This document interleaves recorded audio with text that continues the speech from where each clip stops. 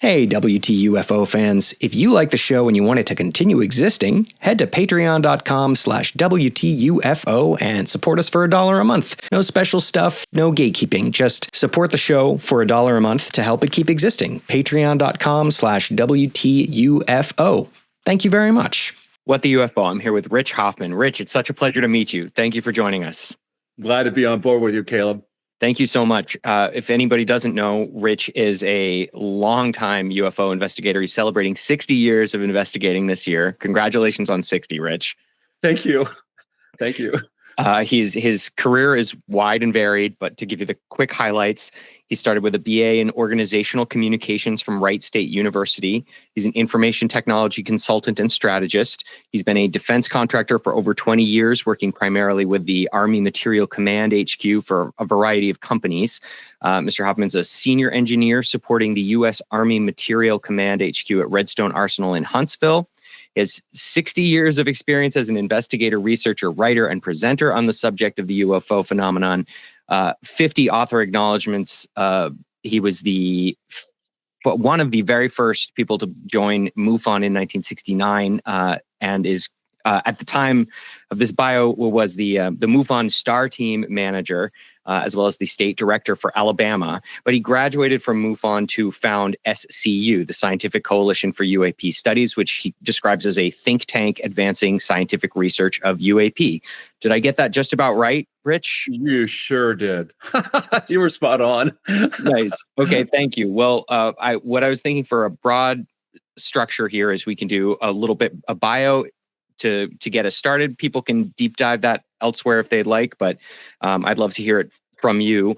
And then what we're going to do is we're going to walk through the scientific papers that as of the end of 2024 were up on the SCU's website. And we're going to create a little like audio artifact with Rich helping walk us through all of these and explain some of the interesting aspects of each paper.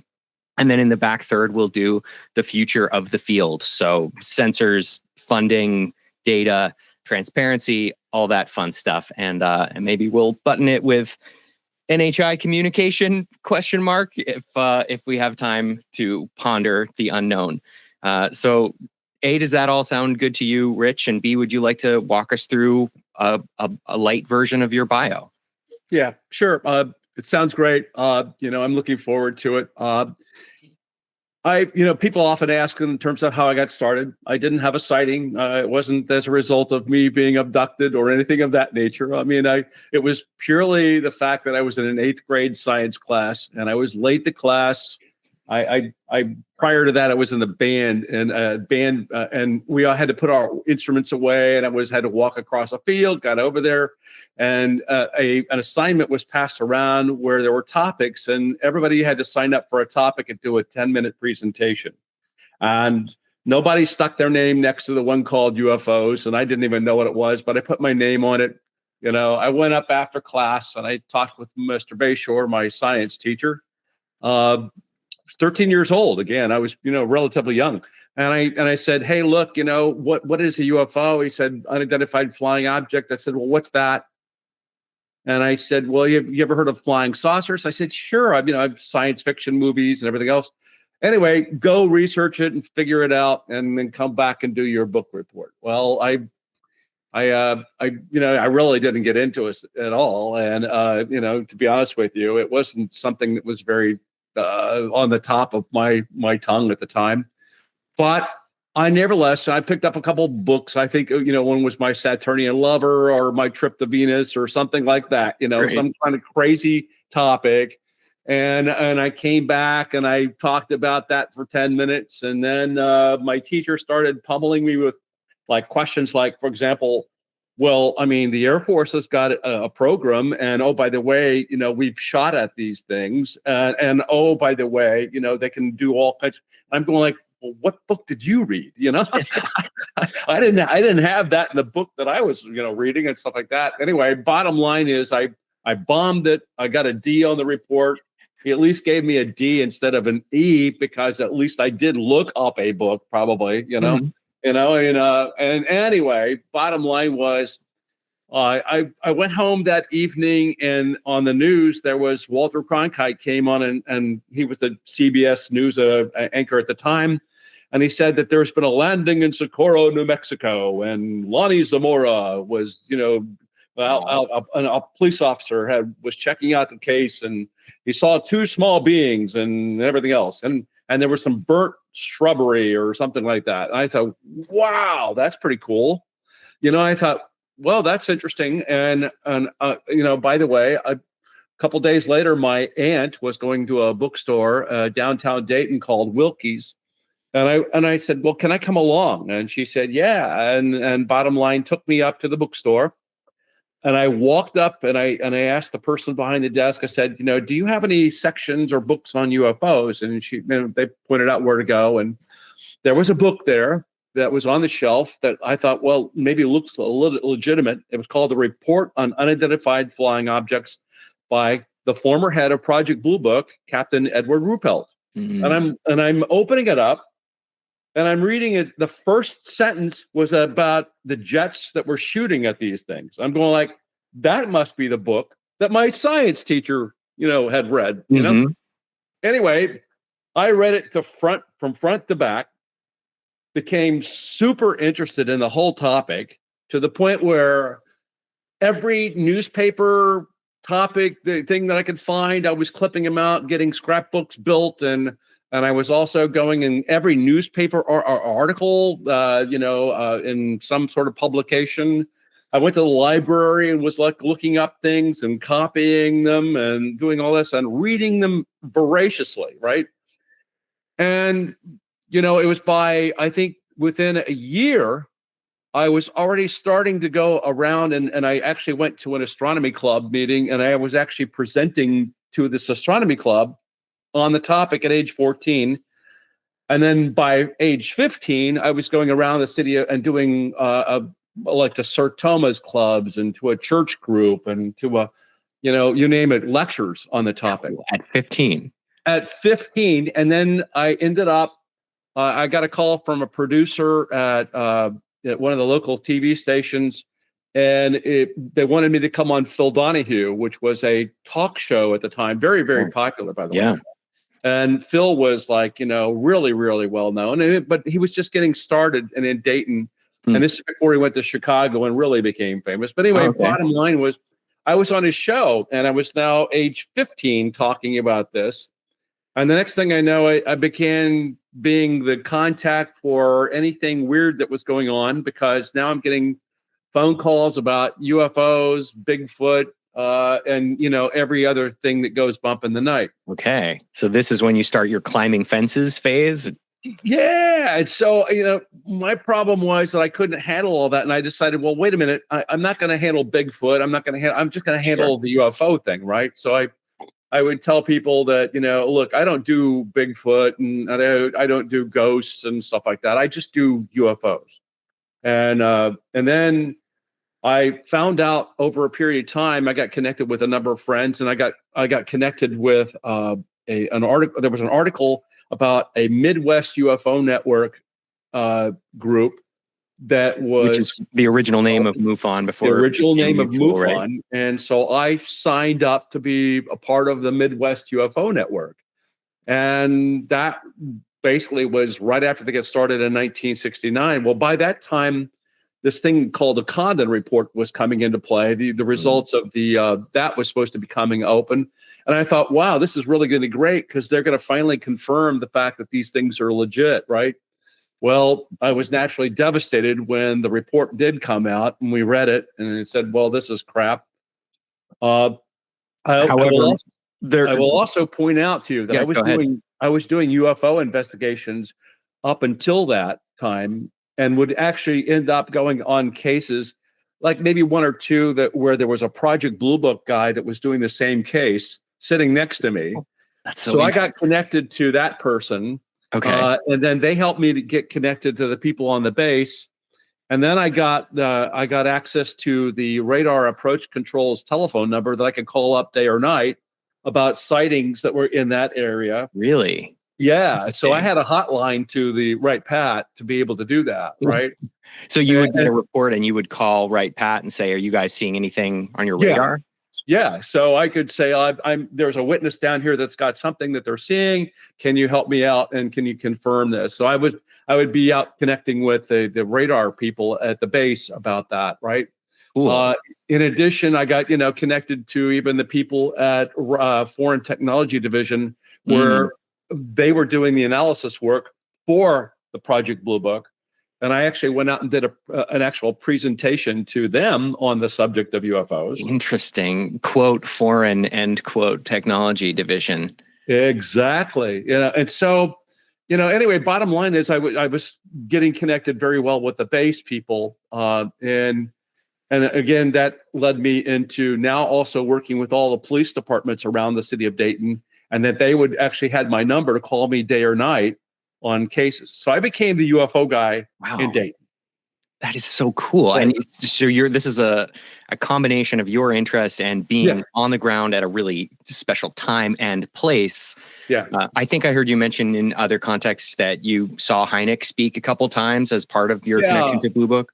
Right, sure. He would speak in like the Dayton Engineers Club had a meeting, and he was there. I went and heard him. I also heard him at other times when he was doing different lectures around the city of Dayton. I also got to eventually get connected in with Stanton Friedman, and I never had a chance to meet Jacques Vallée, but I would have loved that. But anyway, he's still out there. You should give him a call. Yeah, well, we're Christmas card sharers, so we keep in touch with each other. And that's nice. Actually, I'm in a group that we converse almost daily now. I'm really well connected with Jacques and a whole bunch of the key players. But you didn't meet him as a young man, but as an adult, sorry, I misunderstood. No, that's okay. But nevertheless, I was able to get connected with a lot of different people in the field, and so I was being shaped early on about how to approach this topic by people like Hynek and everything else, and so that kind of influenced the direction I went with it. And so bottom line was that I just kept up with the topic. I stayed investigating. The sightings in Dayton were increasing in the 1973 when we had a flap. Leonard Stringfield wrote the book called Situation Red, the UFO Siege. I'm in it because he covered the cases that I had in Dayton, Ohio, and he lived in Cincinnati, Ohio.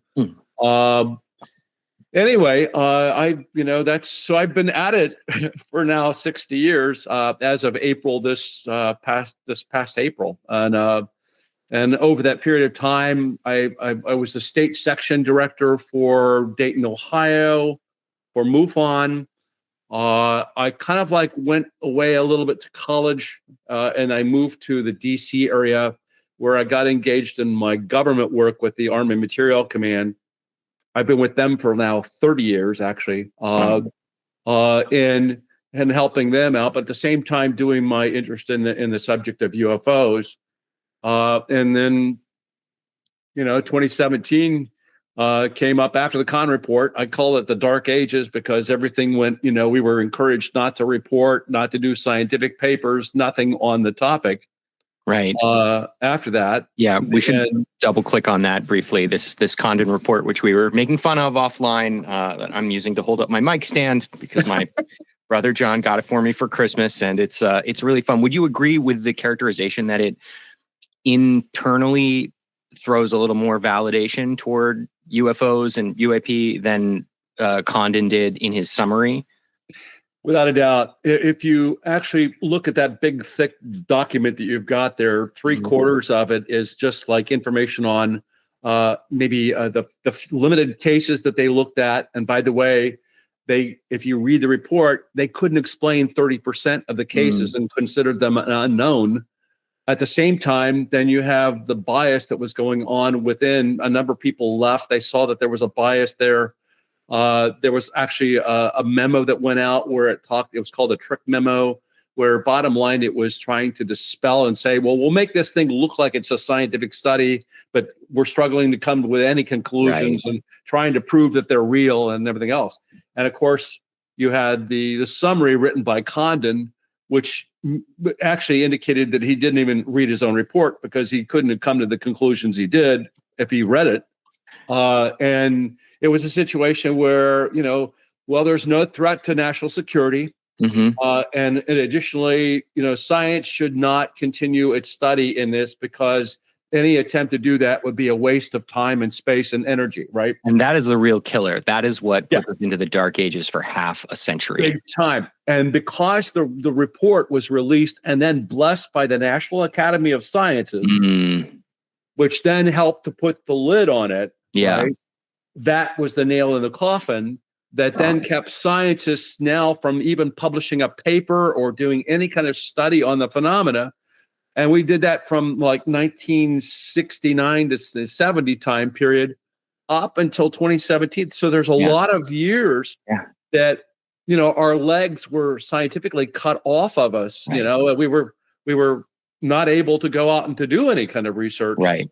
And so now you have what's the development, which Hynek and them called the invisible college, where you had scientists that were doing it in the closet. Academics researching this stuff on their own time. Exactly. And so, but not publishing because exactly. It was discouraged. In fact, you'd go to a website and there would be like a website on helping to do research. And it would specifically don't do scientific research on UFOs, this topic, this topic, this topic. Wow. This topic. Wow. So did that ever get in your way as you were rising through the ranks, working on materials in the U.S. military? This stigma didn't impact you? So, I mean, obviously a lot of us kept a low profile. I was part of that low profile, but I was still an investigator and I was still doing that work with MUFON. So I was out investigating cases, all over the planet, I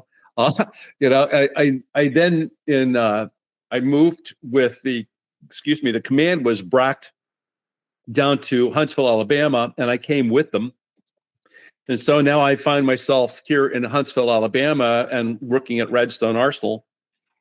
And the command is over there. And then at the same time, now in the state, I then moved into the position of state director for Alabama, which meant that I was handling all the cases that were coming into Alabama.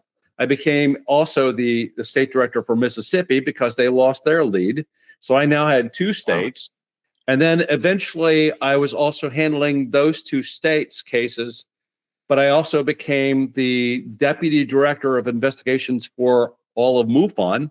Wow. And also the STAR team manager, which bottom line on that was the STAR team was created around the Bigelow time period to be able to handle those very good, solid cases and gather the best evidence possible. And so those teams had to be dispatched within like 24-hour period. Okay. And you need to get out to the cases and do the investigation and do it very thoroughly. So these people were outfitted with everything from credit cards to be able to get their hotel rooms, to be able to go out and have the material, the cases, to do their investigations, and then come back and do the report. So it's a very high-level team that was dedicated towards gathering evidence. And is everybody volunteering for this operation, or does MUFON have some like volunteer funds? No, pure volunteer. Volunteer. I've been a volunteer all my life. It's never a paid anything. It was. I'm getting scrappy Rebel Alliance vibes, by the way, from MUFON. Like don't tell us we can't research this. We'll send the STAR team out. I think that's pretty cool. And it's been important to collect this data. But I also wanted to mention that in the last few years, you have felt like you reached the limit of where MUFON could take you from a scientific perspective. Does that sound right? Very, very accurate depiction. I was working with a team called and basically what we did, we were looking, the Scientific Review Board was created. And Robert Powell, who is a part of SU, helped to actually establish that. He was the director of research for MUFON.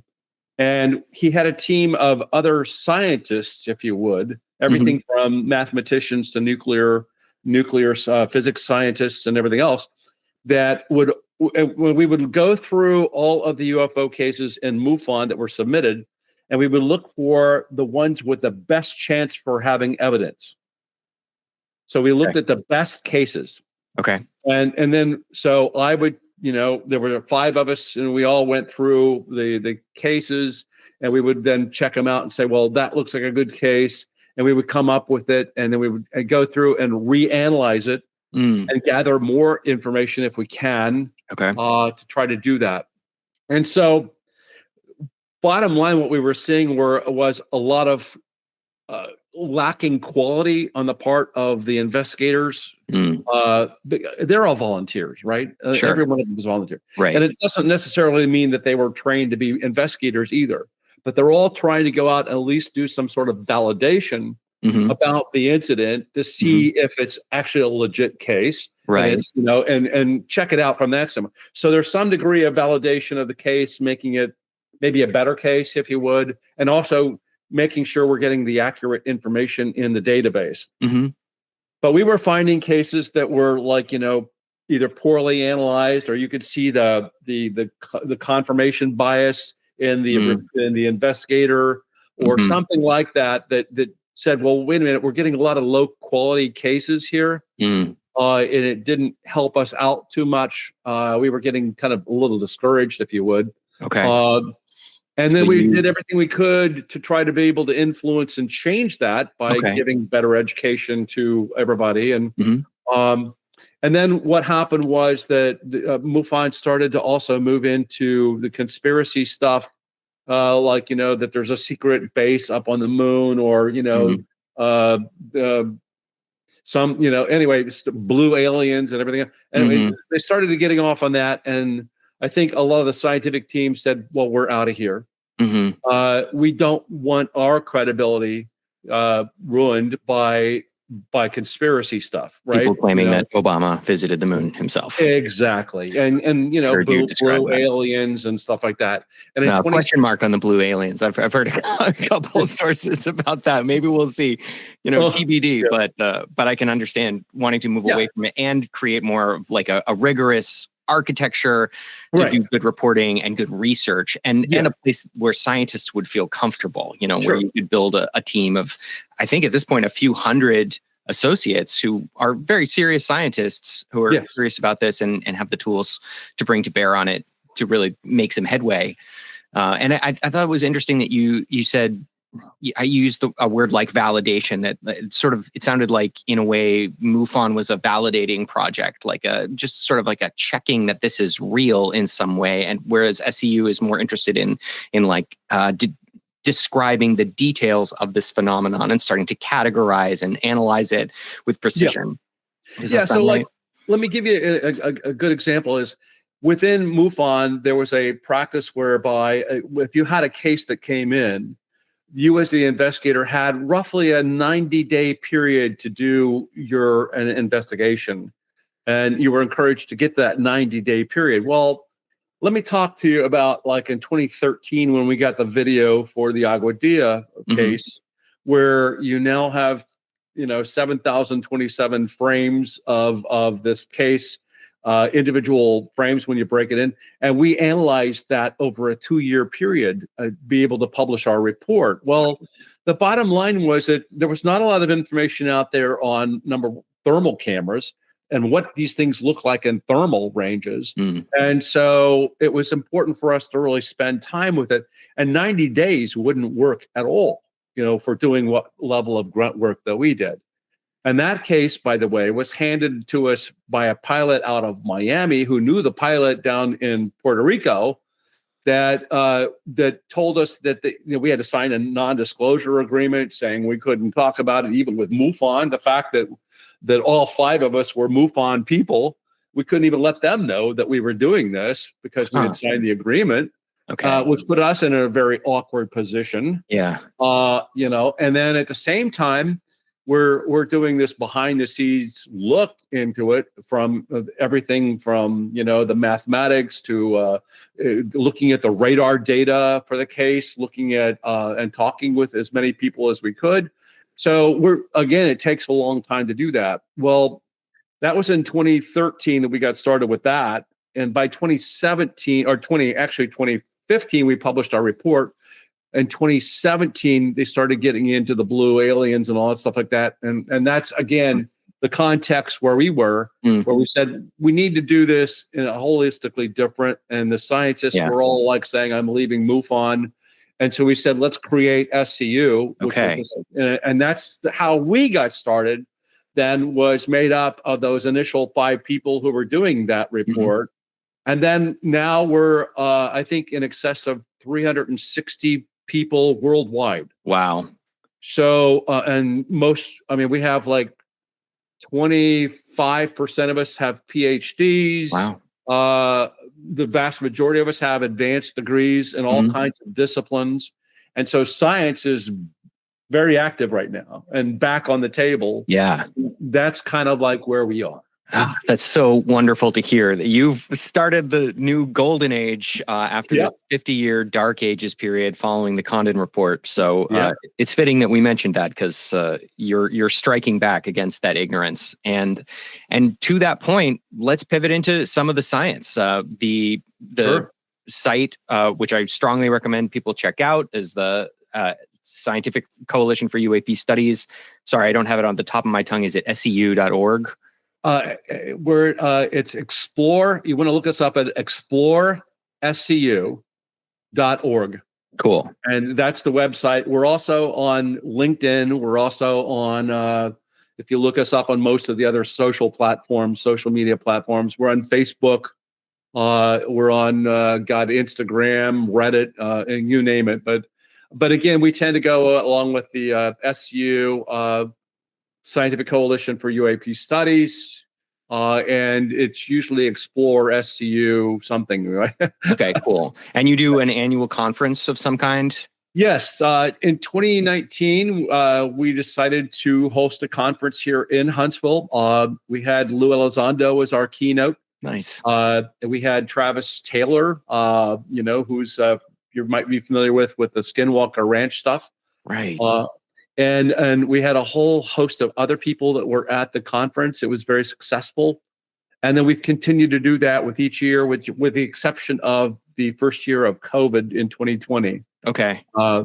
And we just had the one in this past June, and it was a great conference. Like all of them, we touch on the science and cases and you name it. So that would be one of your main operations. You're doing this conference once a year. You've done 5 of them now. Then you're growing your membership. You've got, as you said, like some 360 people. You just started a podcast recently, which we really like, and I strongly recommend. It's called The Anomalous Review. People should check it out and listen. And we spoke to Michael Glosson a few weeks back, and we're big fans of his. So you guys are doing great work there. That's a cool idea. And now we're gonna double click on the publications. So I'm interested in how you approach this from a sort of organizational support standpoint. Like, are you guys commissioning this research, or is it again sort of volunteer stuff that your members are doing on their own time? That one. Okay, you cool. got it. Sometimes quite a bit of this time. You mentioned the Aguadilla case took almost 2 years, and you said your Nimitz examination took almost 2 years as well. Yeah, our nuclear intention study is going on. That's been, I think, about 3 or 4 years. Wow. We've been doing. These are long-term engagements. You really got a lot of collaboration. So here's how it works. We come up with an idea that somebody wants to do a let's say nuclear intention study. Let's look at nukes, the nuke cases, right? And by intentions, it took me a minute to figure this out. By intentions, you mean seeing whether you can glean from the data any intentions of these objects and make educated guesses about what they might be doing. Correct. Did they demonstrate some sort of intent by being there at that date and that time at that location? So that's looking for an intention. We're always asked, like, well, can you deduce what the object's intention was? Why was it? And what we've seen over the years, and I think you're pretty much aware of that. There's a lot of things, attention about it, but UFOs and nukes seem to have a relationship or a correlation with each other, right? In other words, you have a good number of cases where you had the missiles in the silos in Malmstrom and that were deactivated on the scale of 20 missiles.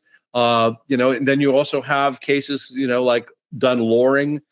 They were described in a FOIA exchange with Barry Greenwood and them in a book called The Clear Intent. Hmm. And that was about the fact that they were seeing these objects around our nuclear storage areas and our nuclear weapons areas. And we've had over the period of time, we've seen that these things are cropping up not only in just where the missiles are, but that if you go back in the history, you start to find out, well, they were at where we were detonating and testing them, and the atolls over also in Nevada. You also have these things showing up at nuclear production sites where we're producing the raw materials into plutonium or uranium, and they were showing up at those locations as well. And then you start to see that relationship also, there's a relationship with these things seemingly and water. In other words, if you really look at a lot of the reports, you'll find out they're either near or adjacent to or in close proximity to water. Well, and then you see that there's cases where these things are transmedium. They're coming out of the water, going into the water, and so, okay, maybe there is a relationship there. Yeah. Is that, what can you deduce from that? But there's clearly something about that you need to look at. And in particular, there might be a couple of deep trenches that we should investigate off the southwest of America and the southeast as well. Yeah, and while we're trying to do that from photo mapping and various technologies, now we're starting to 3/4 of our planet is water, and it's covered by water, and it's like, we know very little about that compared to what we know about the moon. I mean, we've seen photograph the entire moon surface, but we can't even get to what's underneath the oceans now and really truly depict what we believe is there, and so. In fact, I always jokingly point out that we should be called the planet water because, it's like instead of planet Earth, right? I mean, it's like we're planet water, Pretty good place to hide from us. Yeah, it's a very convenient hiding place. And in fact, if you want to think about it, what would we do if we were going to a planet and landing on a planet we detected that potentially life was there? Maybe we would want to find a place to hide and just do surveillance. Yes. Well, that's kind of like what they, obviously been doing and stuff like that over a period of time as well. And maybe they can do their surveillance mission. They can gather whatever data that they want, send it back to wherever they want the data to go. I have no idea. And do that. But you also run into a problem where, you're dealing with a phenomena that's, I would say that there's multiple hypotheses that come into play. Some want to say it's ET. Okay.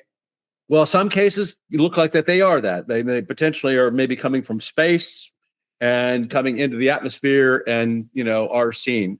And certainly with the speeds that we've found out about the craft, they're basically moving at interstellar speeds. And so you could conceivably say that that's probably a valid hypothesis. But you could also say that these things also pop up out of nowhere and become visible, and then they go off and they disappear. So are we looking at something that's interdimensional, which was what Vallée was saying that was eventually there, the interdimensional hypothesis exists. But you also have that there's, we really don't, we're still getting our arms around time and the fact that, they might be us from a future time coming back in time. And looking and seeing what we're doing and maybe collecting whatever they're collecting and going and doing whatever they do. And people can reference Michael Masters' work on that. Yeah, exactly. The tempestrial hypothesis. But I did want to, because I've heard you mention that a couple times, I had a thought for you, which is that this idea about the form factor being an argument for time travel, we've postulated that we might look more like gray aliens after 1,000 years of space travel. And there's also this sort of surprising bipedal form that they're rocking, which is weirdly similar to ours. But I just wanted to float for you that there's an alternate hypothesis to the time travel theory would be that in some way these creatures have influenced our development and that, a few 100,000 or a few million years ago, they might have been planting the seeds that created bipedal intelligent creatures on Earth. And that's a little bit farther out there, but hey, we're comparing it to time travel. So no, I agree. in fact, I call that one my always been here hypothesis. Okay. They've always been here. I mean, it's like, and so there are some that believe that they do. I mean, if you look at from the 95,000 foot level ceiling of the abduction cases, that there's some sort of a hybridization going on or genetic manipulation. And so the question comes, have we been genetically manipulated as opposed to the Darwin kind of concept about evolution? Yeah. But there might be an initial, we were created to be on the planet from maybe a species here. And there's this kind of like, yeah. And so, and then the other part of this whole thing is that all of these different kinds of things could be in play. So it's not, it's like all of the above hypothesis could be active because you have, not only do you have those small gray aliens, but you have people that are dwarves, and you have mummy wrapped ones like the Pascagoula case in 1973, where it was like more like a giant mummy, if you would, that's wrapped or something like that. So you have variations on all these different things. You have, but something of interest to me is that if you look at the performance of all the different variations of craft that have been reported. I mean, I'm talking about everything from cigar shape to dumbbells to objects the size of a grapefruit to to one that's as big as an aircraft carrier. They all have the capacity of being able to maneuver through our space-time or in our atmospheres, in our water, with equal efficiency and maneuverability. Yeah, I thought that was really interesting, that the aerodynamic structures of these craft don't appear to influence their ability to move at like Mach 60. Yeah, exactly. And so, if you think about that, we build and develop our platforms based around whatever the medium is, right? So you build a sub to be able to go through underneath the water and get speeds and whatever. Yeah. But you can't take that sub and expect it to be able to fly in the air. You can't put it up in space and expect it to do anything. And so, but yet these objects are doing all three of those medium and not changing their shape, and they're capable of doing that, right? So that's where it's rather interesting for us is how is that being achieved? Yeah, extremely interesting. And a common theme that comes up in these papers that we're going to touch here now, I promise, is that we are clearly missing part of the picture with regard to physics, that we're looking at things that we can't fully explain. And that implies that we have some learning to do still about the way the world works. So I thought, if it's cool with you, maybe we can just trip through the 12 papers that are up on the site as of, we're speaking in December of 2024. And maybe we can revisit this in the future when more papers come out. But I thought maybe we could just touch each one lightly and see if anything fun comes to mind for you. Does that sound good? That's fine. Okay, cool. So first, I'll just list them off, going from present to the furthest back. We've got, in January 2024, you published a survey of 1945 to 1975 sightings. In March of 2023, you published a pattern recognition of atomic warfare complex papers. This is also 1947 to 1975. In August of 2023, you published, on the same time, 47 to 75 UAP indications of atomic warfare complex, and that's the one that's analyzing intent and motive. In 2023, December, you took a broader view, 47 through 2016, and you looked at size, shape, kinematics, electromagnetics, and sound through a whole bunch of sightings. That one's very interesting. 2022, you have a paper on the Arizona National Guard video of the rubber duck UAP. 2022, you've got isotope ratios and chemical analysis of the 1957 Brazilian Ubatuba fragment. Lots of magnesium to talk about there. November 2021, you dug into the Delphos CE2 sighting, which is a strong physical imprint sighting that I was not aware of. That was a really interesting one. And in September through December of 2019, you published, some of your members published estimating flight characteristics of unidentified aerial vehicles. We're going to speak with Kevin Knuth and Robert Powell next week, actually. Very excited to meet those guys. I love that paper. In 2019, you did forensic analysis of the Navy Strike Group 11's UAP encounter. 2014, I think, was your Aguadilla paper, and that took a couple of years. But the sighting was in 2013, if I'm not mistaken. Yes. We can touch that. Okay. And then in the earliest one is the 2010 Stephenville analysis of a very large object moving very quickly around Texas. Does that sound like a summary of the lit so far?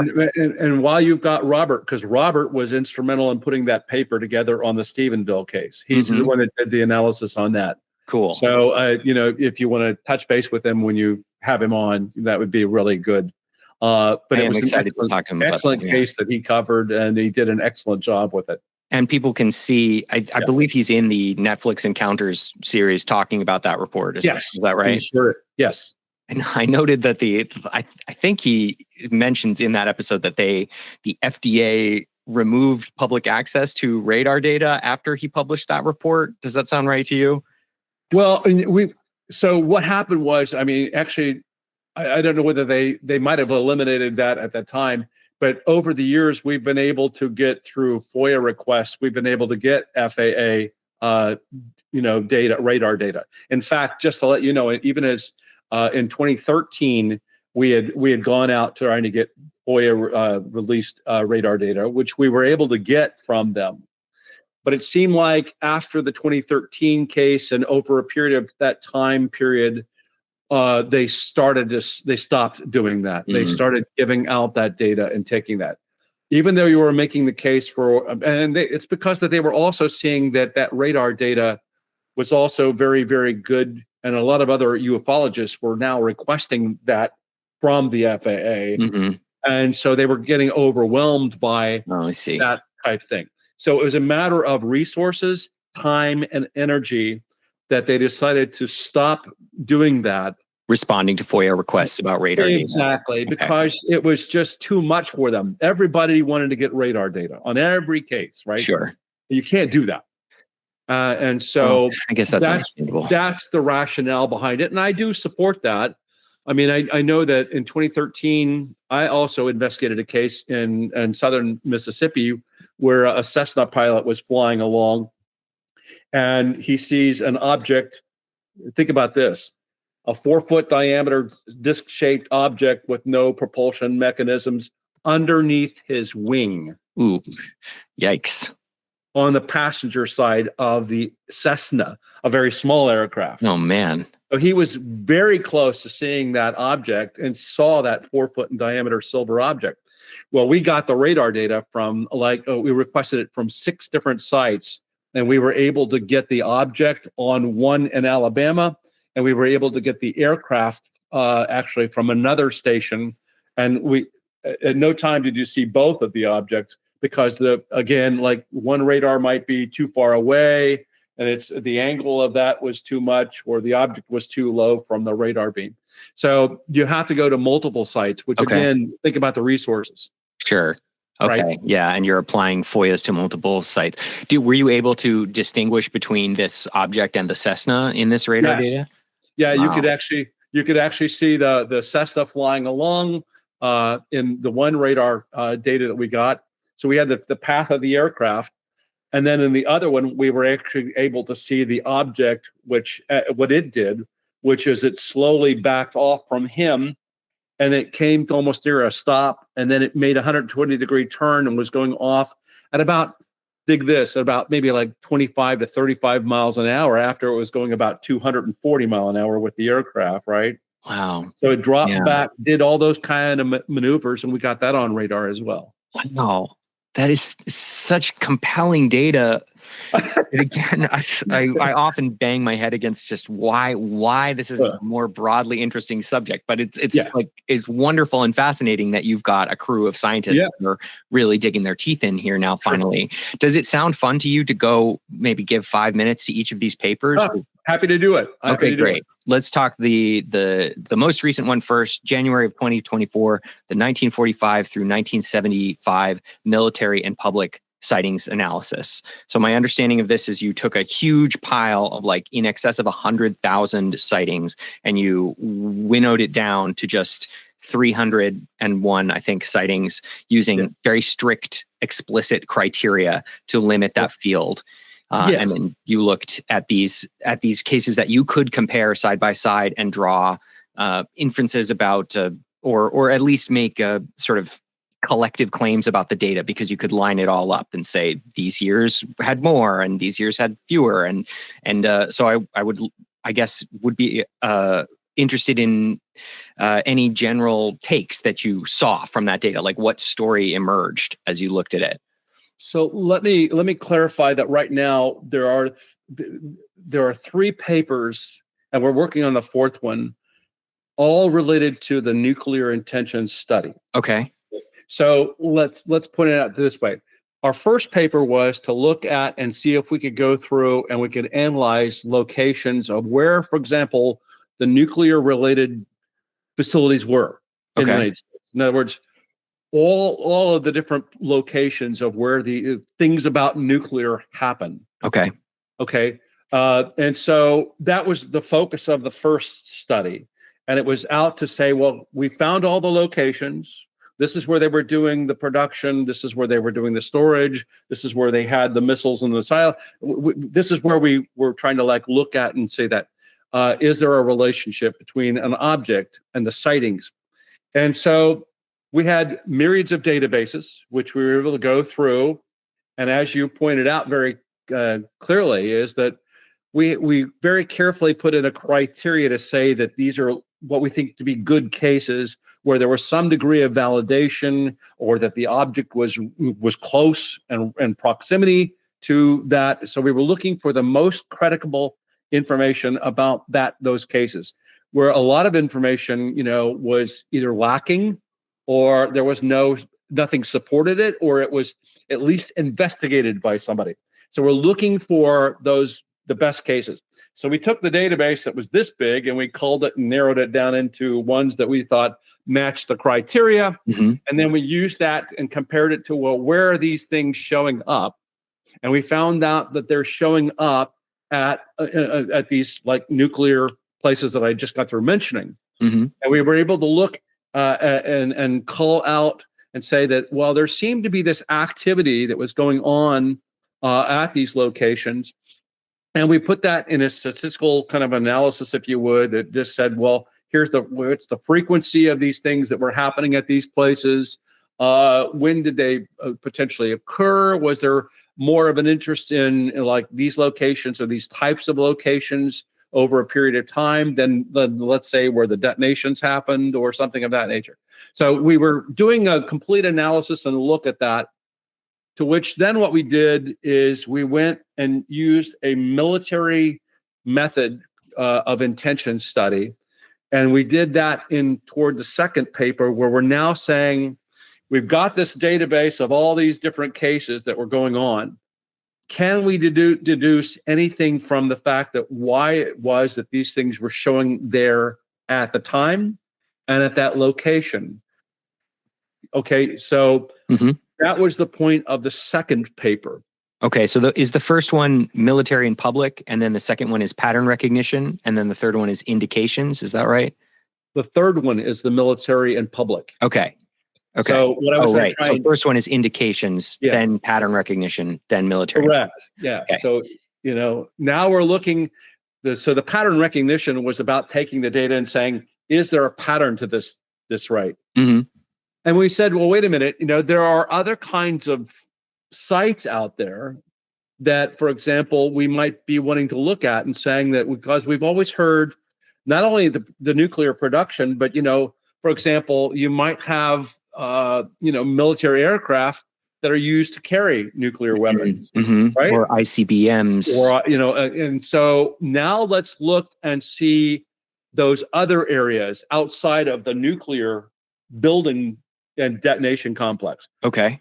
So that's why we started to go into the military and public and saying, well, wait a minute, what about these nuclear power stations, that are around the country?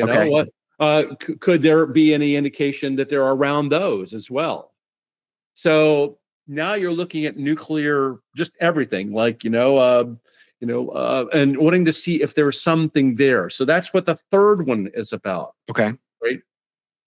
And so we're saying and so now we're actually developing and formulating what the fourth paper is going to be. Okay. So the team is actually get a meeting and all the time to try to figure out what is the scope of that one going to be. Okay. But it's the same group of people that are helping to develop this thought from A to Z about nuclear. You get it? Yeah. And are you working from the same data pool of sightings, or is that changing from study to study? Well, I mean, we're pretty much the same databases that exist out there that we can rely on, that we have access to. Number one, and then secondly, depending upon the nature of the study. For example, you might be focusing, and there might be. So, if you're focusing on the Malmstrom Air Force Base, in that case, or something of that nature, you have additional sources you can go to, like Robert Salas, for example, who's going to give you some information. At the same time, you can also go to other sources, like the Clear Intent book that I mentioned by Barry Greenwood and all those other parties back in the early days looking at the cases. So you can go a little bit outside of the databases and find out that there are repositories or wealth of information that you can also get some information about that relate to, let's say, the Malmstrom locations, or the Dunn-Loring location, or even just the power generation plants and stuff like that. So we're also doing that as well. This is interesting. We've shouted out UFOs and Nukes before here as a book that people can check into if they're interested in this particular area. So I'm curious, has SCU collated a database itself? Like, are you pulling this information in and collecting it somewhere? So one of the projects that we've got is very much that. It's about building a collective database of all the different ones that we can get connected to. Yeah. And from MUFON and maybe like the NICAP archives. Newfork has them. There are other researchers like Brad Sparks and other people. The Center for UFO Studies is, the UFO Cat that was put together in the early days. We're getting collections of various databases from other sources that we're now going to be bringing together. Enigma is also about building a database and stuff like that. Yeah, so if you can bring that somehow together, and then you can apply things like machine learning and AI into the equation, then you might be able to also help pull out and get some sort of another a depiction of this. So yes, you guys are pulling these things into one giant spreadsheet under SCU auspices. So it's allowing us to do that, and that's where we're using them for multiple studies. That we've got going on. That seems really important to me, and it was going to be one of my bigger picture questions for you about the future of the field, is how we're getting these data from different sources to talk to each other and to put them in a giant spreadsheet so that we can analyze them ourselves and then turn AI loose on them to draw some conclusions. So that sounds like a really exciting project. Is it literally spreadsheets? Is it like a big Excel project, or do you guys use some special software for this? Well, I mean, Excel's certainly a spreadsheet, but I mean, what you were trying to convey was like more like Access, Microsoft Access. But I mean, the gist of it is that you're actually building a database repository, and you're collectively bringing in all these different cases from different sources into that, and then and you have to deal with the fact that, there's data cleansing that has to happen. There's a lot of things that mismatch or interact, garbage in, garbage out type of thing that you have to deal with. You can't just pump the numbers into the spreadsheet. You have to think about each entry. Exactly. Are you guys friendly with Enigma? You mentioned them. This is the California lab. They have an iPhone app. People can look up something they saw and see what kind of thing it might be.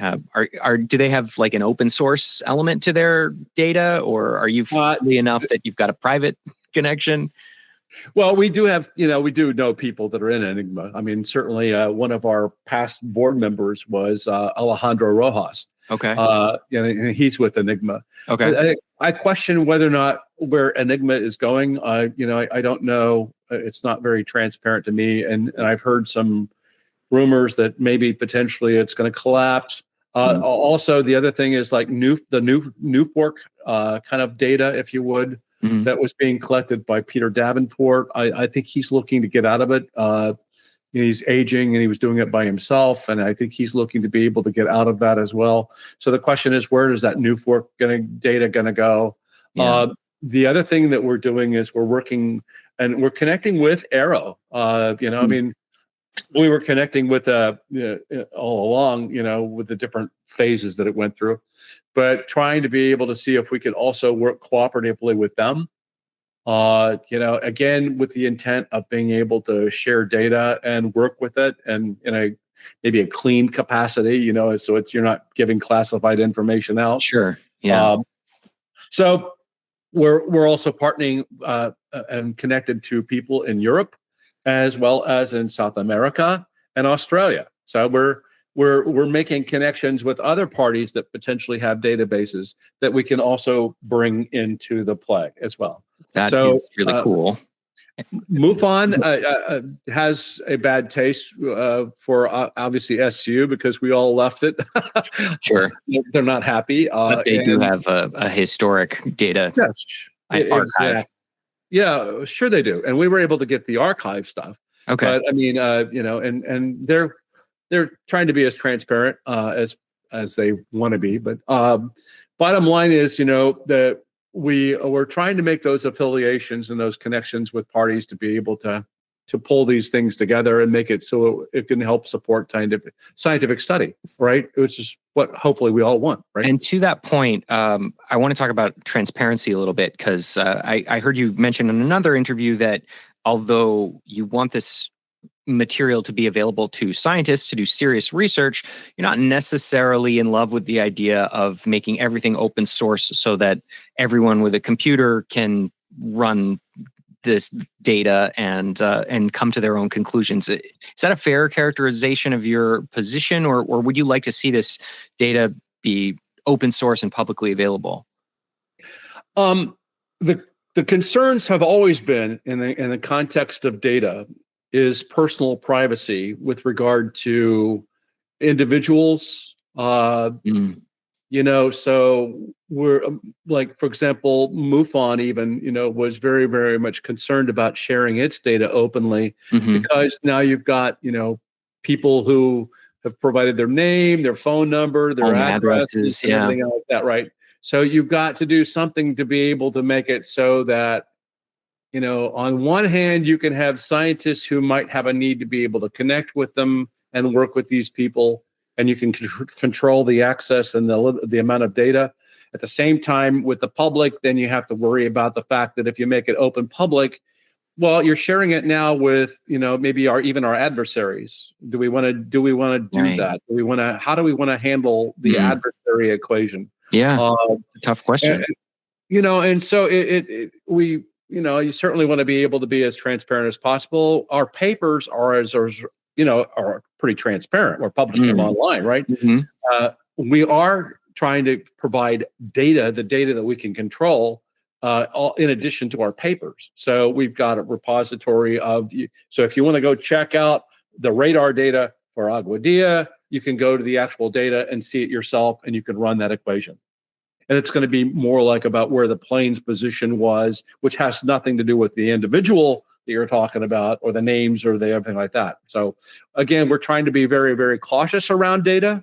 You can be either too open with it, and now you're informing other parties and players of things that they might have access to something that would jeopardize the person or the whatever like that. So I've been around the government for a long time, and I had that concern about what are we telling the Russians and the Chinese about everything we do, and and they're also out trying to be able to get into it and break into it through security holes and various other things. So I'm just saying, Caleb, you have to be very, very cautious with that. Yeah. Or otherwise, people won't even begin to share with you any of their sightings because they don't trust you. And so you must have some security measures in place at SU to protect this information from cyber attack. Yes. So, and I think that the government is going to be doing it with Arrow as well. They got their own data source. They're not sharing necessarily all of it with the world.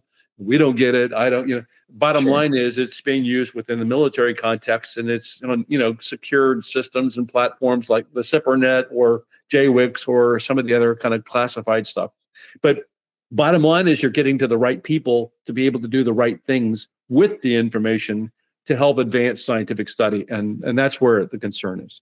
I'm really excited to hear that you are building a database. I think that's a very cool project, and SCU feels like the right place for the Library of Congress of UFO sightings to me to live going forward. It also seems like you're building a foundation that might last longer than some of the individual efforts, which have, as you've mentioned, crumbled over the years. It's a tough subject. It has, and many organizations have come and gone over the years and stuff like that. So we're trying to build something that's got a solid foundation to it that's actually going to allow it to grow and to develop, and it is growing and developing, and we're getting a tremendous amount of talent that's now coming on board and willing to volunteer and to share to help us move forward with this. So it's a very exciting time for me.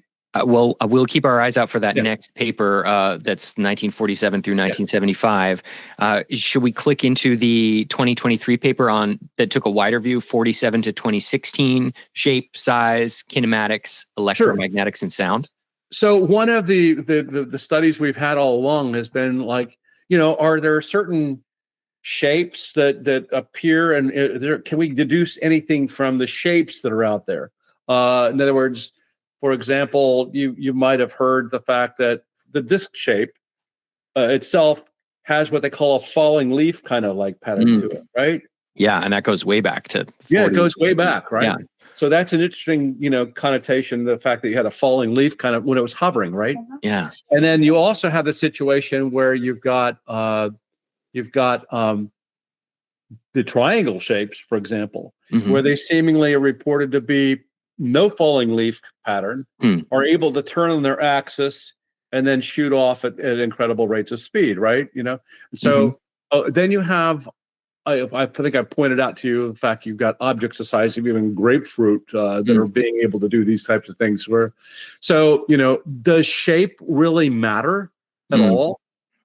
Does size really matter to these things? What can you deduce for why are there small ones and what they do versus larger ones?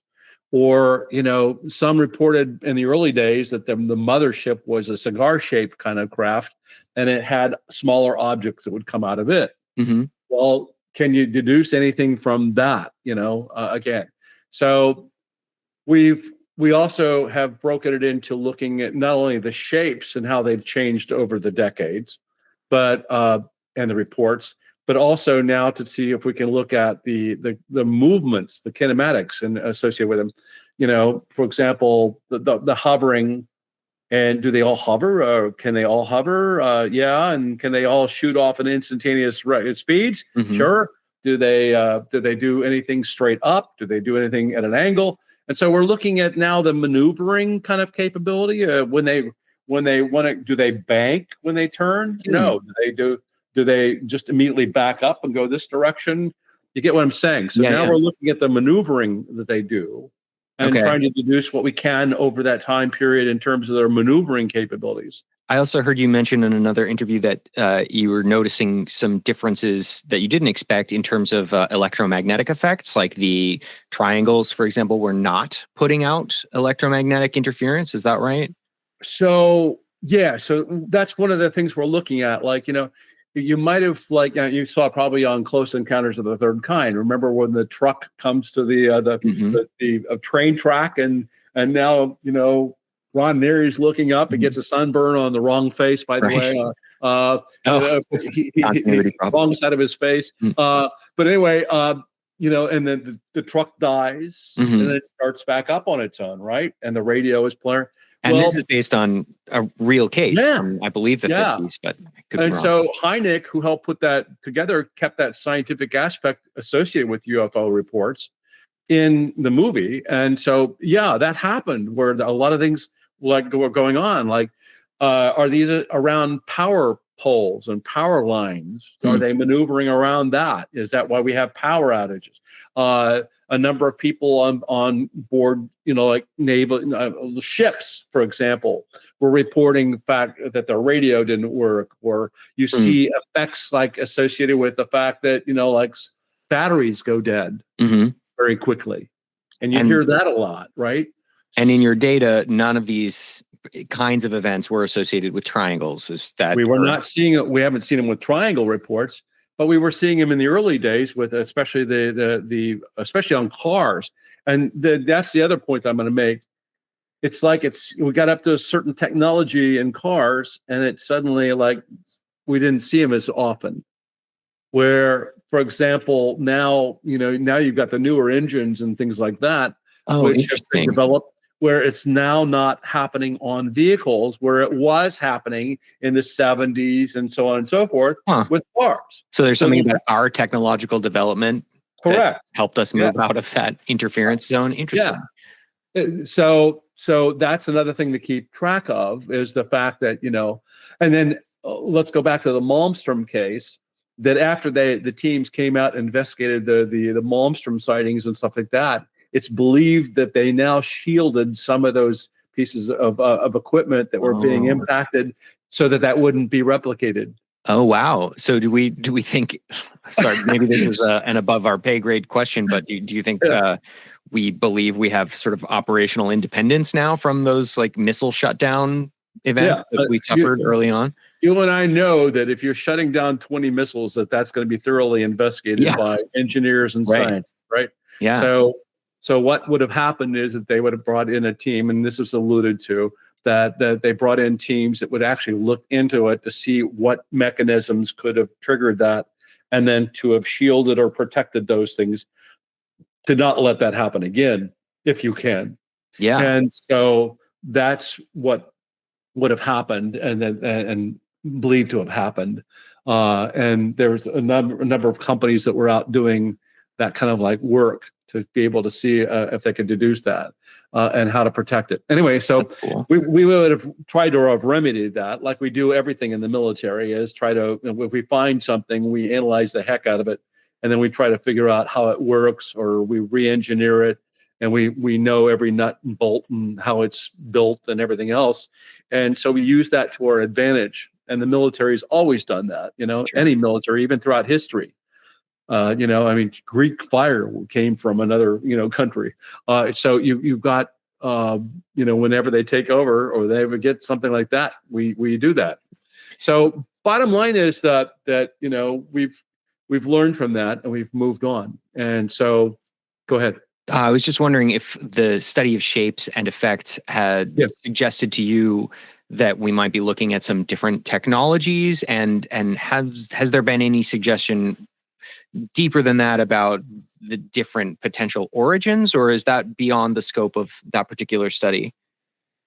At present, it's just trying to be able to sift through the data to see if there's anything logical we can come up with to track as a pattern, right? Mm-hmm. Okay. I think the next step after that would be to look beyond it to say, like, well, what could be at play here, and what would the reasons be?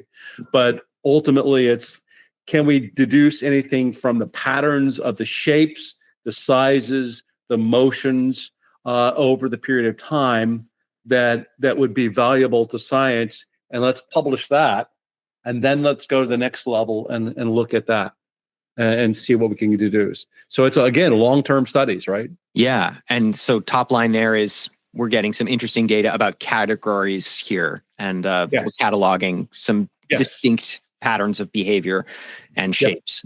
Okay. I should have asked you also about your top lines for the atomic study, the 3 papers that you've written so far. Do you have like a 1 or 2 sentence kind of takeaway that things that you learned from this that you didn't know before? Like, we're moving from day to night, and military to public, and far to close sightings were 3 that dropped out for me. So something that's very interesting, Caleb, was from our studies, is that it seemed like the visits by the objects were at a time when we were starting to do some sort of a new development or new whatever in that, and that there would be one visit with that place. And now let's go to the next place and look at it. We don't even have to come back to that place anymore. Huh. So there's a little burst of activity around a new technological development. And something's going on that's at that place, and let's go check it out. And now we're going to move on to the next place. Interesting. So they don't. So and we don't have. And so unless sites. there's a new thing, let's go back to that one to revisit it. But we saw that kind of is a pattern with these things where they were going to these places where there was something going on that was really new, and it was. If you think about that, put that in the context of one of our enemies, right, on the world. Like Russia or China. Yeah, or whatever, you have to question whether or not the drone kinds of things we got going on are something similar where they're doing intelligence gathering missions to be able to see where we are on different things and to use ISR technologies to be able to capture that information. What's ISR? Sorry. Intelligence, surveillance, and reconnaissance. So ISR. So you're in the intelligence world, you're basically creating systems that can go out and have different sensors and things like that to be able to deduce different things about the whatever it is you want to look into. And so you can equip sensors and various other types of things aboard drone platforms and have it go fly over. For example, let me see if I can detect radiological kind of things in an area. I can send a drone up to do that. I can equip it with thermal cameras and look beyond the visible into the heat structure. I can add LiDAR to it and have it look below ground and see some things over a canopy. So you equip these things with different types of sensors to be able to go different types of information, and you use that to collect and using your intelligence study to be able to determine what is the mission, what's going on here, and that type of thing. And so, again, that's one of the things that we are also looking at with even the UAP. It's like there's an interest in a sense that they're almost like doing the same kind of thing that we would from an intelligence gathering position, reconnaissance, and at these different locations. And going back to the equation before, where if I told you that us from the future who knows about when all those developments are taking place and goes now to those sites to be able to do what they want to do and collect some information and then move on, right? So you could make it readily and say that, well, wait a minute, they know everything already in advance of what we're going to do, when we're going to do it, and everything else, because they're from the future and now they're coming back and watching it happen in the past. Okay, yeah, so it would fit with that hypothesis. I actually just want to mention another really interesting tidbit that I found in the most recent study, the military and public, was you did some mention of an exploration of electronic transmissions, and there's like a relatively small number of cases, but there were cases. I'm thinking of like one or two specifically in 1957 where a UAP returned an identify friend or foe signal, which would have been a coded signal. And one that was particularly striking was in 57, this military base saw an object that was moving around at like 6,000 miles an hour, but then it stopped and hovered for like 32 minutes or something. And during that 32 minutes, it sent an IFF signal, and I believe your report suggests it sent the appropriate signal. So that would imply, I think, that it sent back a friend coded message. Is that right? Yeah. So that in other words, are these things emitting any kind of, or transmitting anything that we just, maybe we're not tuned to the right frequency, or we're not picking up on it, or we don't have the right sensors aboard the aircraft to be able to detect it if we're sending something up. And so the question has always been, are they actually emitting anything? And you find situations where, well, obviously they're emitting light or transmitting light. You see that. They're also transmitting, so that's in the visible part of the spectrum. Are they in radio waves part of the spectrum? Are they in the ultraviolet? Are they in other parts of the spectrum? And they might be in infrared transmitting, and we don't see it because we're not looking at that. We can't see it, right? Yeah. So the question is, you have to see these things in multiple parts of the spectrum and to deduce that. And so upon occasions, there are those rare instances where you get that happening.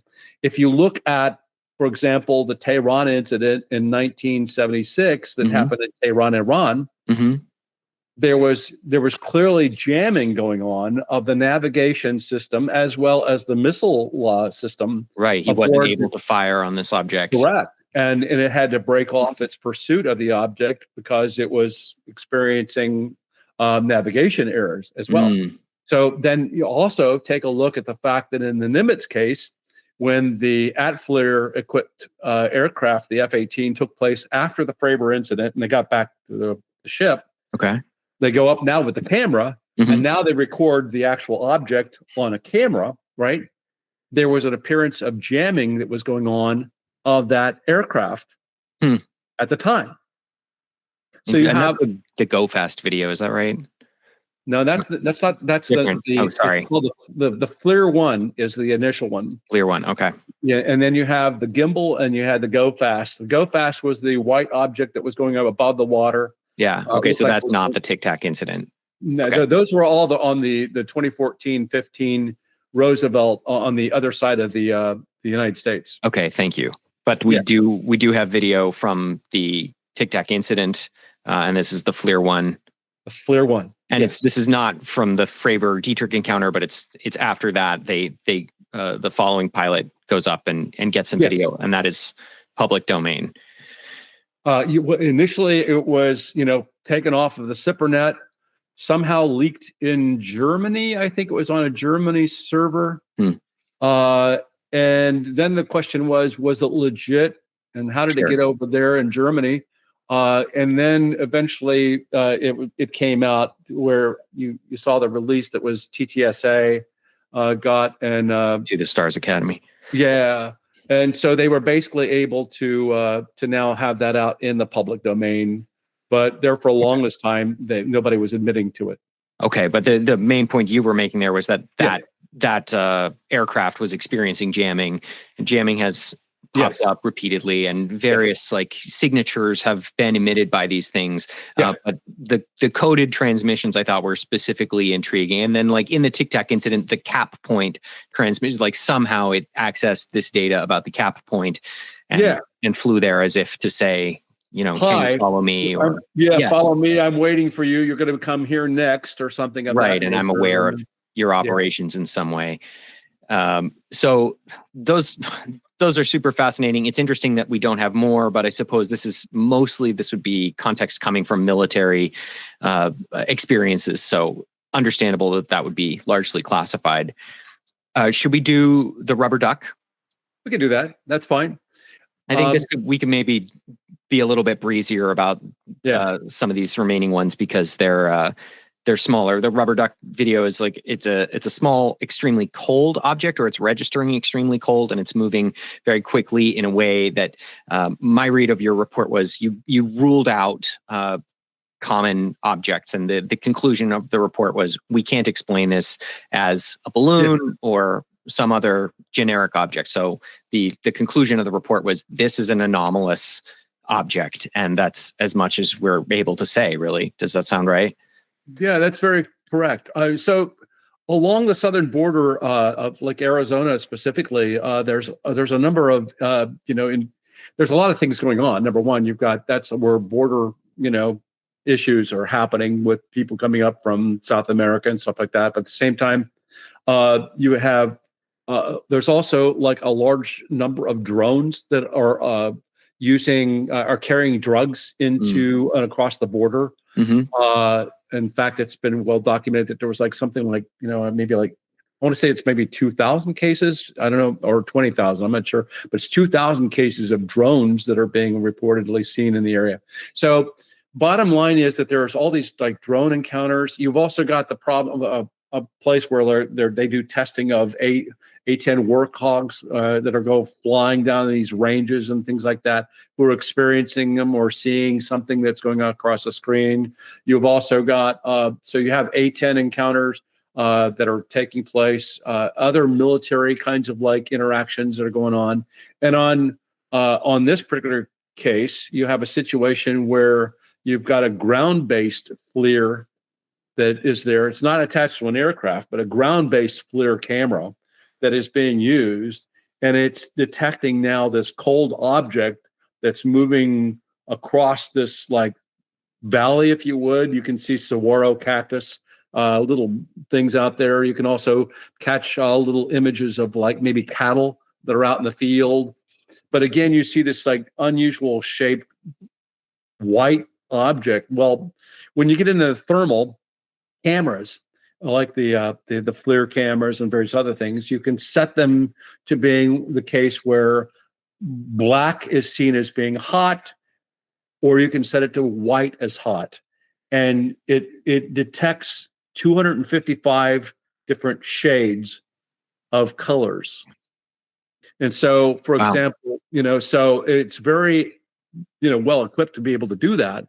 And so you can now take a look at that, and you're able to break it into the 255 shades of gray up to white, or black to white, if you would.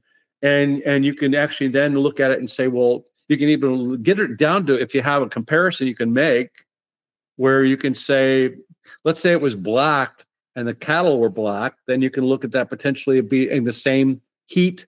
And the heat is quite sensitive in these instruments. Is that right? Like maybe to 100th of a degree or something? Yeah. So they can detect 100th of a degree difference. So they're extremely sensitive. And it's when we have these cameras, they do what they call it's thermal contrast. In other words, that the actual camera itself, is receiving the photons that are coming from it directly into it. It's detecting the again that and interpreting it into a heat temperature. And so you can make out in the case of this the fact that it was extremely cold, it was white, and the cattle are out there were completely black, and that you could set it to where it would be the reverse of that. That's what the point I'm trying to make.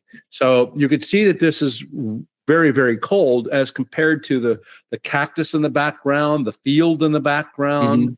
And you're saying like, well, what is this? And then you're looking at the speed of the, I'm talking about La Bruja. I'm sorry. Okay. La Bruja is another one of those videos. And I'm telling you, we're talking about the rubber duck one. But they're very similar. They're both cold objects. They're both moving fast. At the same time, they're both thermal images. And you have the situation where you're looking at some sort of an object that is now, here's the thermal contrast from white to black. And again, in the one you have it's an aircraft that is moving along, and the one that you're talking about. I've got so many in my head because I'm also on the Proof is Out There, and I'm seeing a gazillion videos of these things, and I have to interpret them. But bottom line was, in the one you're talking about, which is the rubber duck one, and now you see this object, and you have the aircraft that's moving around. Something like for like 45 minutes, it was watching this thing. So it wasn't a drone that was up for, because it was not moving like a drone. It was moving more along the ground. You could see the cattle out there. You could match it up with. You could see that it was very, very cold. And is it moving largely in a straight line, or does it zip around like the Tic Tac? No, it was definitely moving more towards a straight line. It was not, and the aircraft was doing circles as it was moving. And so it was, you have a couple times where there's parallax, where you actually see the aircraft as it's moving around in a circle and doing that kind of thing. The thing looks like it's moving way. Okay. Yeah. So bottom line, it was moving relatively in a straight line. Interesting. But you determined that the wind would not account for that. It was not moving straight along the wind in a way that, let's say, like a balloon would. So we looked at wind direction. We looked at, a whole variety of things, everything, what's the weather for that day? What's where was the position? If there was a moon out, where was the position of the moon? Because the moon can also impact some thermal cameras. Interesting. You have to understand that thermal cameras also can have other kinds of things where either temperature impacts it and it blends in with the background. And so, we started learning more and more about this after Aguadilla in terms of thermal cameras and how they operate and the problems that you can get with it. But bottom line was that we took a look at it. We had Andy Marcial, who had passed along to us and asked us to look at that. We relied on a technician, David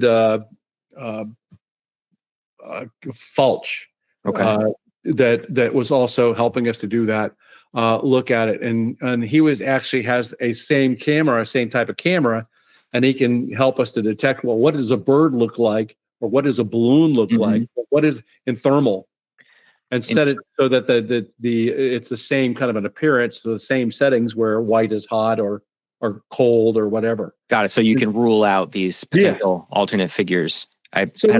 We've done that with all these different thermal things, where Dave Fulch was able to go and use the same type of camera to help us to get to see and learn what that thermal looks like for those specific objects that we're saying we're trying to rule out, right?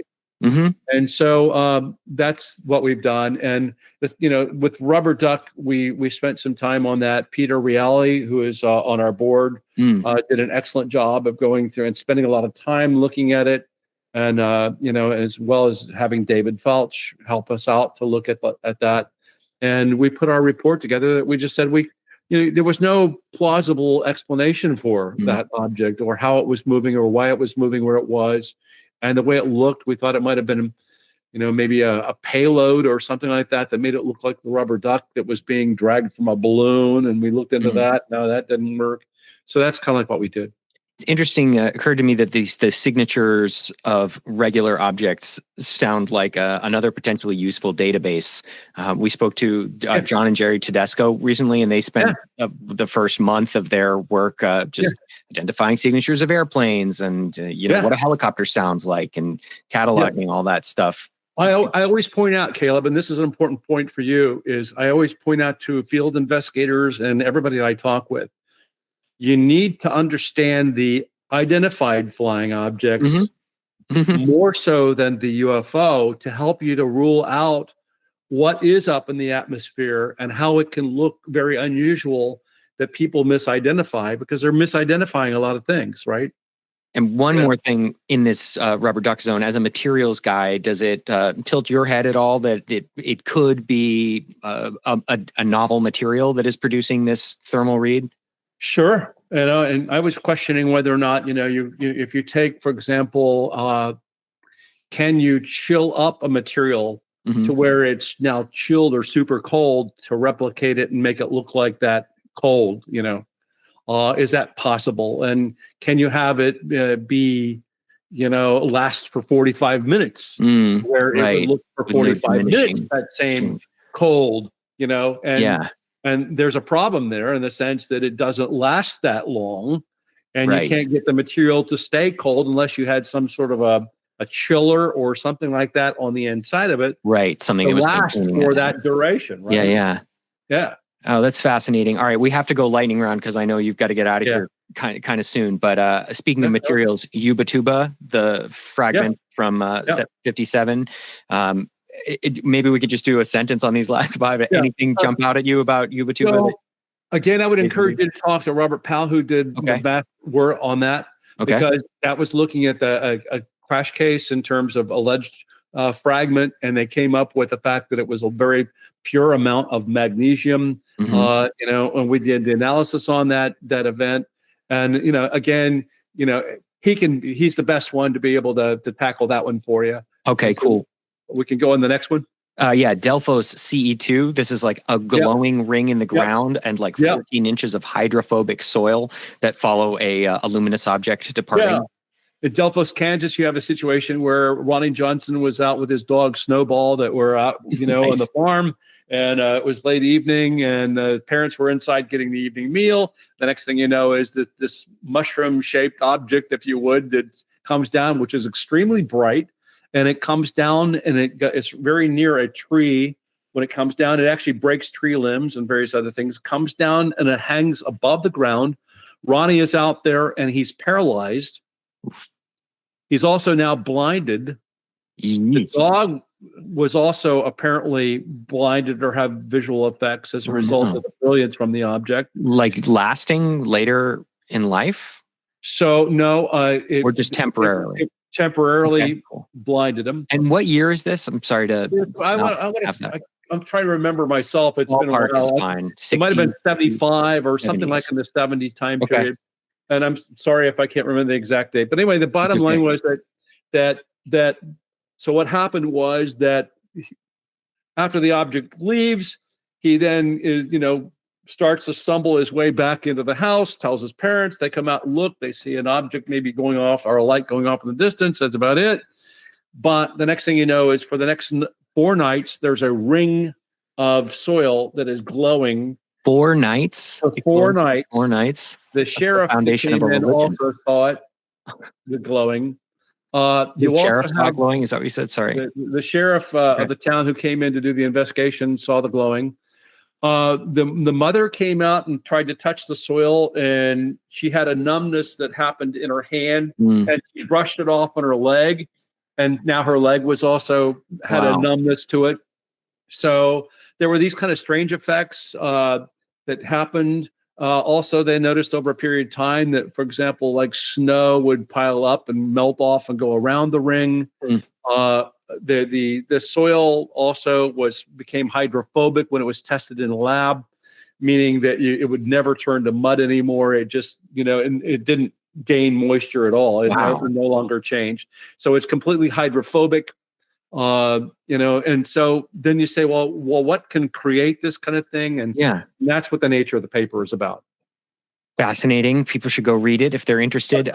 Estimating flight characteristics of UAVs. We'll bother Kevin Knuth about this next week. But do you have any takeaways for you? The big one for me is the interstellar distances in the abstract. We did 2 papers that related to the Nimitz analysis, right? Okay. So our paper was the SCU paper, and then what happened was Kevin Knuth and Robert Powell and a few others joined in and took it even one step further, and that's where the estimating one is. Okay. Where they took the information from the Nimitz that we did, the forensic analysis, or did further analysis on it.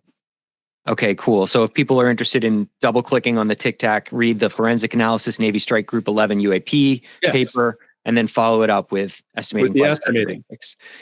And the last 2 are big deep dives on specific cases. Stephenville, we can hassle Robert Powell about, and Aguadilla is something that you were tip of the spear on. Tip of the spear, is that right? You worked on that personally for a couple of years. Yeah, actually, Robert Powell, myself, Larry Cates, Morgan Bell, and Carl Paulson were the 5 members that actually tackled that first analysis and first look at the Aguadilla case. And this was, in a way, that team is kind of like the seed of SCU, is that right? It is. So this is the project that starts. We are SCU. Cool. Yeah, and so what you have, Carl Paulson and Larry Cates have become emeritus members of the board, but Robert and Morgan and myself are still board members, and we're the executive board members leading the whole direction of SCU. And people should watch this video. The foundational rock your world moment is where it comes back out of the water. There are 2 objects right next to each other. Yeah, really stunning. And again, your analysis rules out generic, boring stuff and leaves only anomalous. Okay, so I do have to let you go. I can't ask you a million questions about funding and data and sensors and transparency and military intelligence. But I would love to just ask what your optimistic vision for the future is. What you would love to see. Would you like a network of sensors around the planet? Would you like open source data sharing? Like what's your vision for UAP studies in the next, say, 5 years? Okay, well, I think the big focus for us is to continuing the expansion of getting scientists on board from all around the world, because I think the sharing around the world is very, very important. You can't get the total picture of a phenomenon that's global in nature only by looking at the United States. You have to get it from other sources as well, because they're having the same encounters. And so if you can get that information globally being shared and we can all come together and have the means to be able to do an analysis, then that's important. Same is true for looking at positioning equipment in hotspots and having multisensory kinds of things, different parts of the electromagnetic spectrum, looking and evaluating the objects that are in maybe the hot spots around the planet, and seeing what we can deduce from that, and then sharing that. I'm encouraged by the fact that we've also been connecting with the people at NASA that were doing their studies, as well as we're having conversations now with Aero, because they're also trying to be able to do the same thing. And so what we're saying is, if we have this pool of people that can help in any capacity, even though it might be in a classified, whatever system or that you do it, there's no reason that you can't scrub it to the point where you get rid of the classified aspects of that, and you can't share the video and allow us to be able to also do a deep dive and then put our reports together and to help you get better educated about the subject. So I'm encouraged by the fact that we have continued national defense authorization acts that actually put it and require by law that there are these organizations doing this on the government level. We're going to continue to push through legislation support to be able to continue to make that happen. At the same time, if we can get them to share again with academia, share it with us, share it with whatever, and then we can help out, that's where we would like to be able to go. We still see that there's a need to be able to get a better global whatever database that needs to be out there, because if you're not getting the full picture in terms of the data, and you look at it again globally, then you're myopic in your vision, and you can go well beyond the 300 cases. You might be able to get 3,000 cases or whatever like that. So it's an important thing for us to continue to do that as well, and to push for that sharing. We want to still be as transparent as possible. We're not looking to hide anything from the public. We think that the public has a right to know. We were very cautious, as I already mentioned before, about, we do have enemies on the planet that want to use information against us and stuff like that. So how can we support kind of like the mission of the Defense Department, but at the same time still be as transparent and informative to the public as possible? We hold these conferences with the intent that the public can come and also hear from scientists who are actually doing these studies, what they're coming up with, so that we can better educate our citizenry on the topic, because there's a lot of ignorance yet about the topic. You can see that in the context of people not knowing the difference between a UAP and a drone. And so there's a need for education around the public. We also need to better equip the public with some sort of tools to be able to help scientists gather information. We're all, there are better. I mean, I can do a tremendous amount of things with my phone that the general public is not even aware of, that they could be doing. And they could be using different kinds of tools to be able to help us to get better information. And I point out that there are tools like that you can use that will tell you the GPS location, the time of day, the bearing, and everything else that would be extremely beneficial if they're going to do that, not just using their Google Photos and their camera. If they use that app, that would be able to give us everything in terms of, we could even do trigonometry from it. So the bottom line is that we need to better educate the population about how that they can get better information to support better scientific study, right? And so those are big, lofty goals that I can see. It's also about helping to bring together disparate organizations that are around doing this collection, because we need to be working better and cooperatively together, as opposed to being silos of information and data that that you can't look at my data, or you can't look at my data, and that's ridiculous. That's no way to approach it. So it's getting science to be able to now do it and approach it, and getting those organizations way beyond their little stovepipes, and then start thinking towards if we're ever going to get answers, we need to all come together on it. You're doing a great job leading that charge. sensitive to your time, so I'm going to let you go. But congratulations on that work, and I look forward to catching up with you maybe in a year, see how things advance, and we can compare notes then. Thank you so much for sharing your time, Rich. I really appreciate it, and it was great to meet you. Thank you, Caleb. Thanks for having me on. Appreciate it. And that's the show. Thank you for watching or listening. Support us for $1 a month at patreon.com/WTUFO. Patreon.com/WTUFO. Support us for $1 a month. Thank you very much.